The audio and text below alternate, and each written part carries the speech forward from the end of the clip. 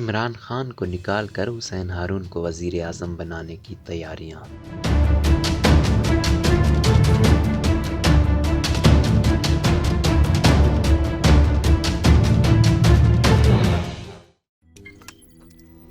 روزنامہ قدرت کی ویڈیو دیکھنے کے لیے ابھی یوٹیوب چینل پر سبسکرائب کریں اور بیل آئیکن پر بھی کلک کریں۔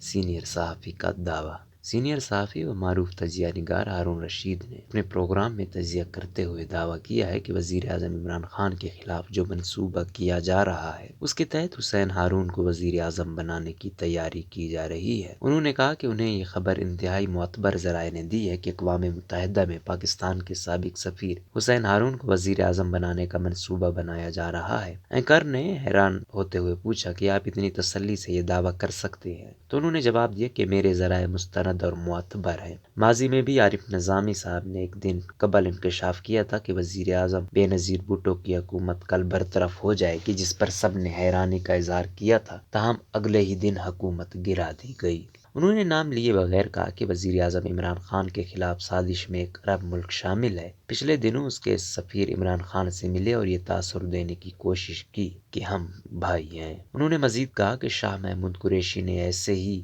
بیان نہیں دیا تھا بلکہ ان سے بیان دلوایا گیا تھا کیونکہ حکومت کے پاس اطلاعات تھیں۔